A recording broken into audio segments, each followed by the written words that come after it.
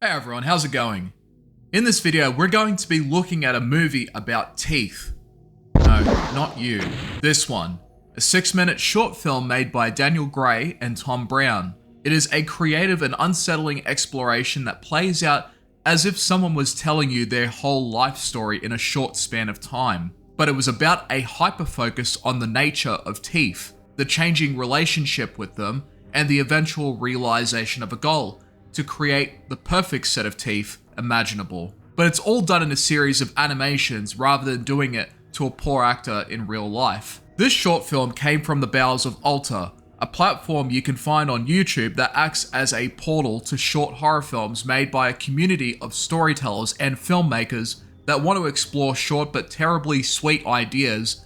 Whether it's on set or on someone's stylus pen, they create the kind of stuff that we're about to look at further. I'll put a link in the description so you can check out some of the other content that they also have. But this video is going to be dedicated to one that's not so much scary in the sense of jump scares or J-horror suspense, but rather just an uncomfortable subject for a lot of people, illustrated with unapologetic imagery and a fascination that I've also developed with it. Although not in the same way as this person, but anyways. People with high-functioning autism or ADHD have been known to have a hyper-focus towards specific things. I've personally known people with an intense obsession for trains, garbage trucks and bins, as well as wrestling. We don't see what else the character has going on in his life in this short film, because the scope of the story is concentrated on the subject of his teeth, as well as his obsession with it as it develops over time. It doesn't allow us to see him whole as a person and what his other interests are. The structure of this story is presented in a narrative format where the character is talking retrospectively, starting his journey from birth. Throughout the story of teeth, he goes from a young sprout to an old man, and the relationship with his teeth dynamically changes, progressing from defiance, resistance, indifference, loss, preservation, and eventually culminates towards a degree of obsession that most would never go to the end of the earth for, especially for something like teeth. The voice behind the wheel talks in a way of wonder and discovery, watching nature prop its objects into the world and watching them spring to life. Except it's all about teeth, their forms, the intensive and far-reaching study of how a human could go beyond the unbalanced shape of teeth that can be found in every person. The obsession he has affects his everyday routine in the adult phase, eating foods that don't make any contact with the teeth themselves, killing countless flies in the house. You can see all of this as an example of one fearing to lose something. There are lots of stories out there that generally have that element in the narrative because it's a very human and relatable thing that manifests in different ways. Even the most despicable characters have something that they fear to lose, which does establish a possible connection to sympathy and empathy to that character if the human reactions to fear and loss is explored and executed correctly. Teeth explores these feelings in a strange and unsettling way because the limited perspective we have here makes it almost as if his entire life is formed around his mouth. Expanding the story to show other parts of his life though would only dilute the focused narrative here, and horror is the kind of genre where short stories are generally the most effective. They don't overstay their welcome, and the short span of time gives you less information, but it's all the important stuff. This short film does a really good job of giving you enough information through its effective narration and its striking visual imagery. Its gross but oddly interesting narrative creates what is sort of like a twisted coming-of-age story about an uncanny exploration of the thing that brings out your smile, giving animal bites when it's your only weapon left, things like that. And speaking of animals, they have a part in it too. The character at a certain point in his life begins to study the structure and formation of teeth within other animals. With a thorough examination of their teeth anatomy, each tooth would then be assigned to a different spot on the final set of teeth that he would create that would not be realized until the character goes into his 70s. The dream is complete. The perfect set of teeth is formed. His teeth are so perfect that they even cut through his tongue. And then the story ends.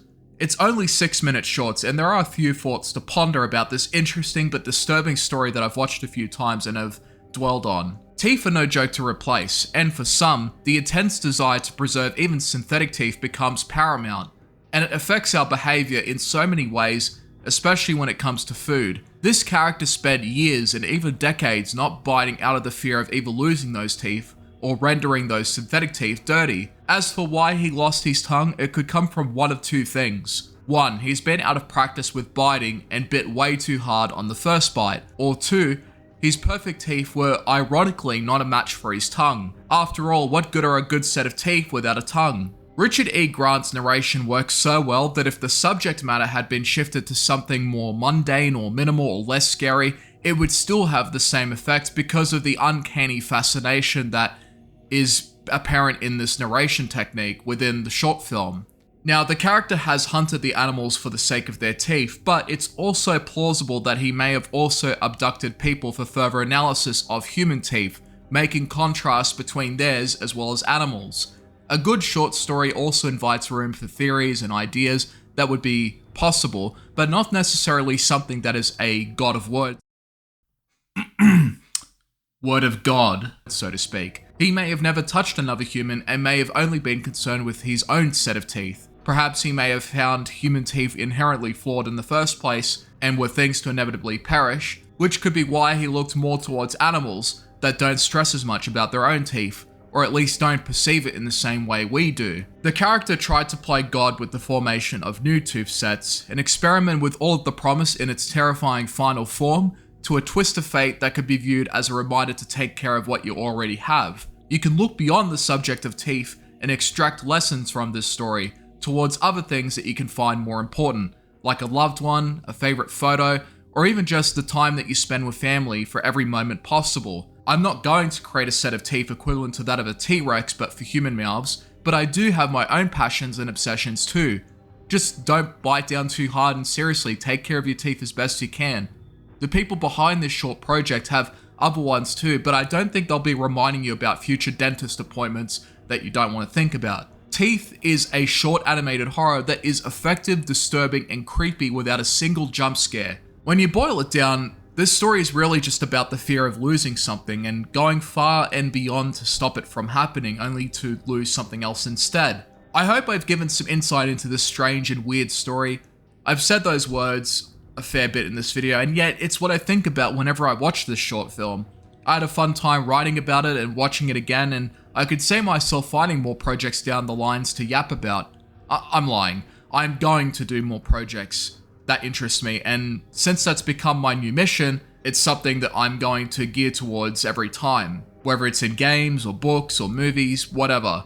If it's interesting, I will talk about it. And no, it's not always going to be about horror or about teeth.